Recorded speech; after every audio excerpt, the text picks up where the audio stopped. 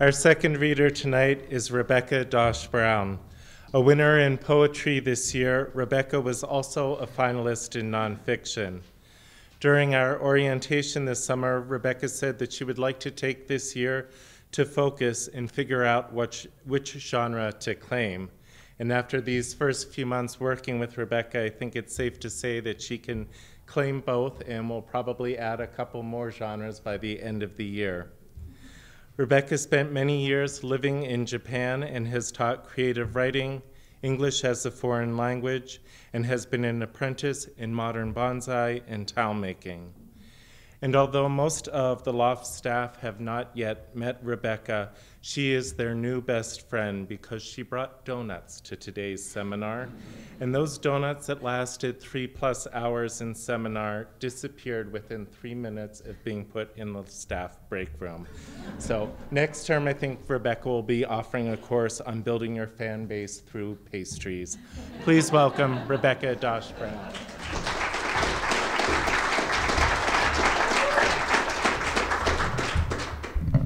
Hi, everybody. I'm shorter than Diana and Jared. Thank you, Jared. Yeah, thanks, everyone. I'm just going to go right in. Water.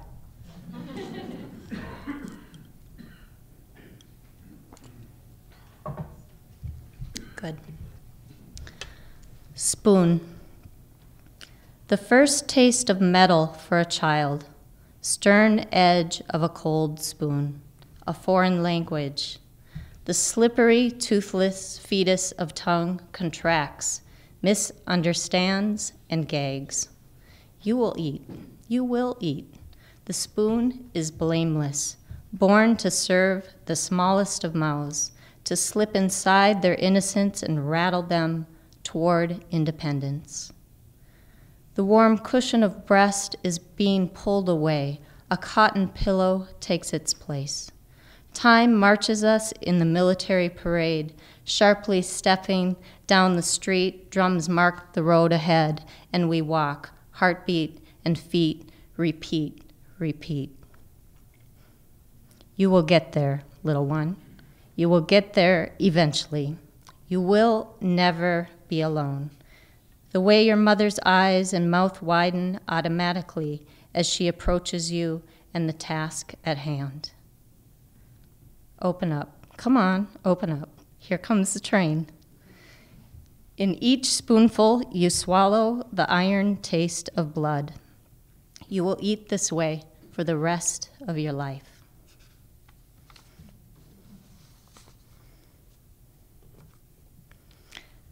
Skating both worlds.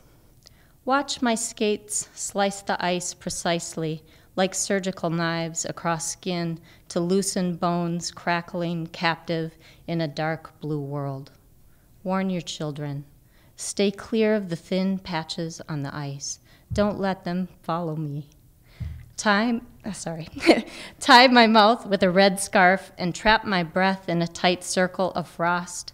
Light the candles upon my hat and witness figure eights searing across a lake. The threat of falling through never frightens me because I know what lives below. Sleeping like cave fish, my father, sisters, and brother float suspended in the water below the ice. Listen to this fairy tale. A fisherman hooks a water spirit by chance. The kappa grants 2 wishes in exchange for its release. The fisherman is sly.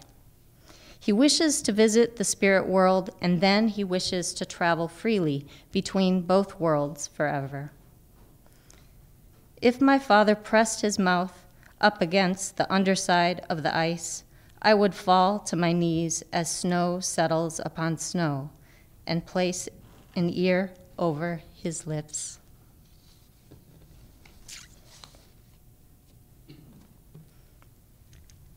A metaphysical approach to grief. Death has no scent in the leaf I picked up from the grass. There is no pain. The maple trees retract syrup so subtly until green disappears, leaving leaves to spin more when dry than when birth necessitated such dances of seduction, for sun, for food. The final snap from the tree isn't death, nor is death the last arabesque in the sky. Those who say an end has come at all assume that trees consume their leaves without altering, without any sky-shaking sadness.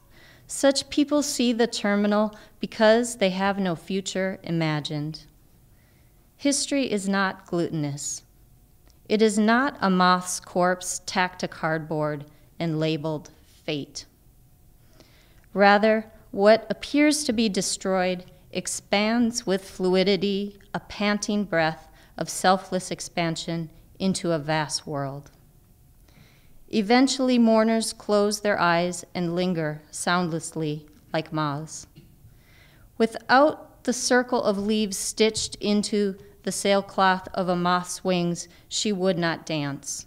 Without eating green love, without drinking green love, a tree would twist down to its knees in despair. Do not mention defeat. Leaves must transform from green to red to brown to ash. A moth hovers above beginnings and endings, and she must eat.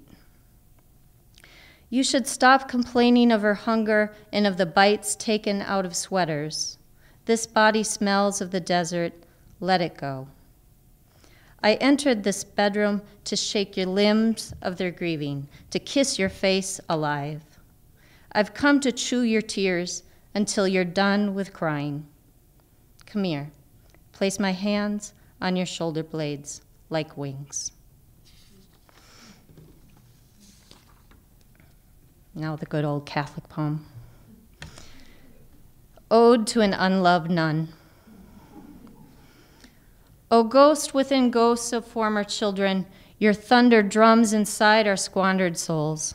In tabernacles steeped with aches and myrrh, we slick our tongues in oils of fish and swallow thick wine of blood, dark tonics to cleanse the residue of childhood guilt.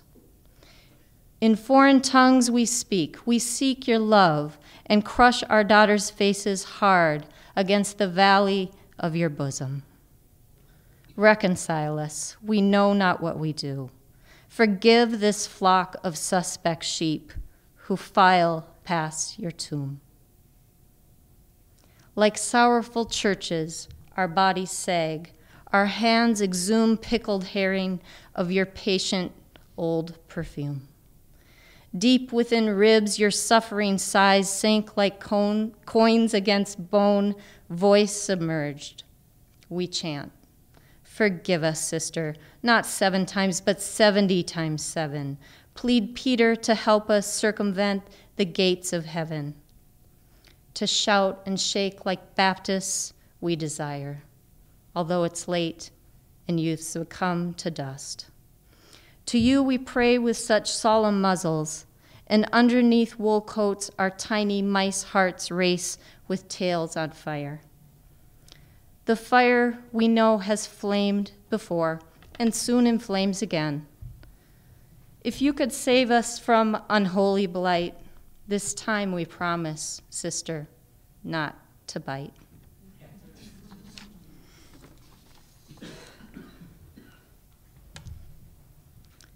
Lost in the supermarket. I am lost in the supermarket, somewhere between Brussels sprouts and tangerines, wavering between brand name and generic. I am drunk on absinthe green cabbage and red wine romaine. My husband stayed home inside a cocoon of Luther's croons, dressed in a moth-eaten sweater, stitched in jeans with the reverberations of black keys, raspberry jelly smeared on his knees. I am floating over here, missing him, above the aisle of festive food cans, tapping against a green ceiling, my body brushing up against a missing cat sign. Help bring my precious baby home. It took the kindness of strangers to steer me toward checkout, with a cart not quite filled with life's necessities. I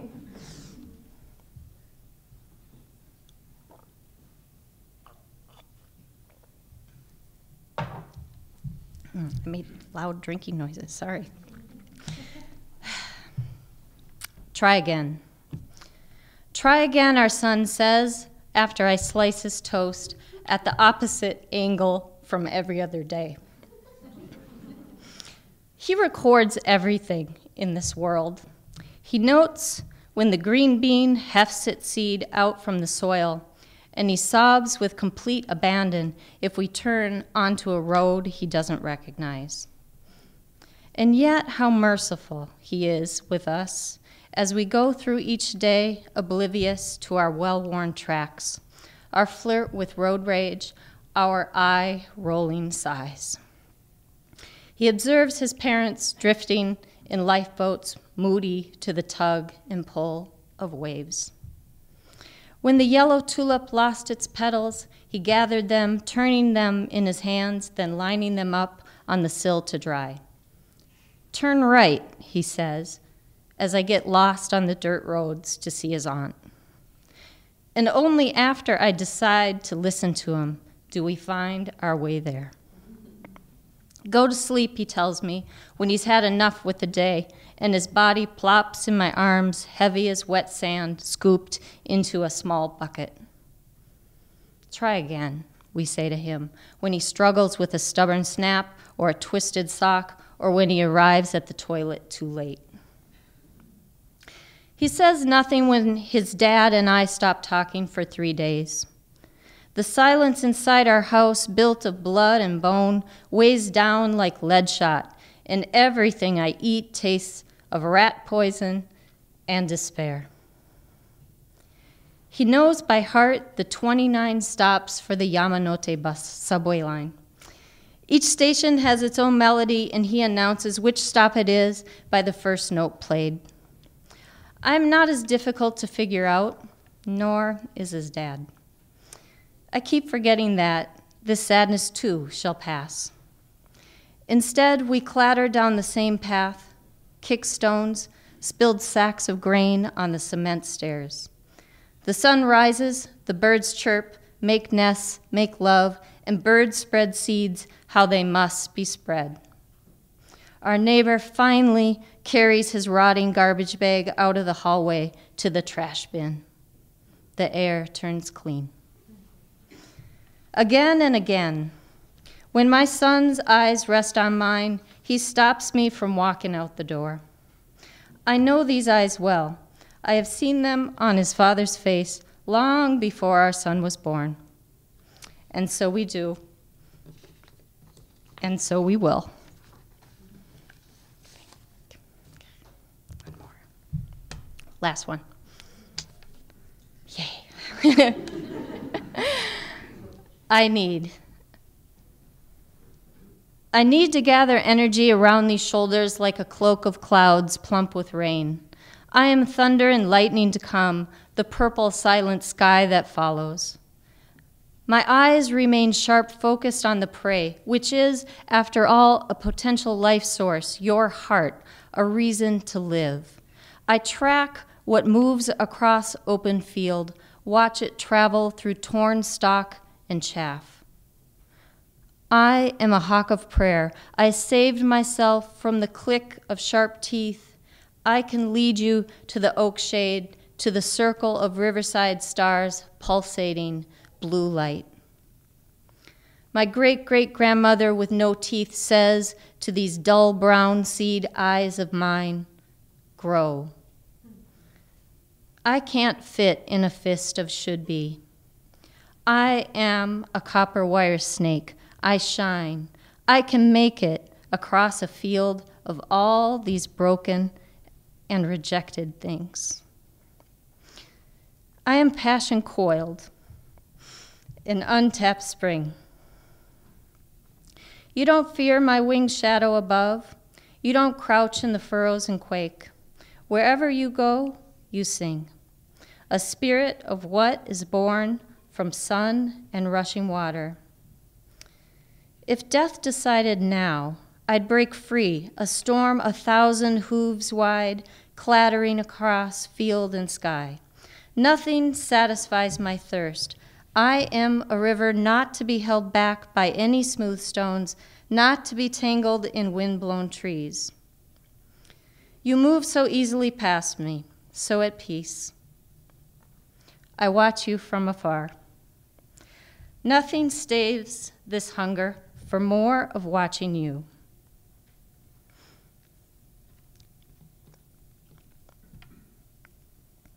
What you are right now.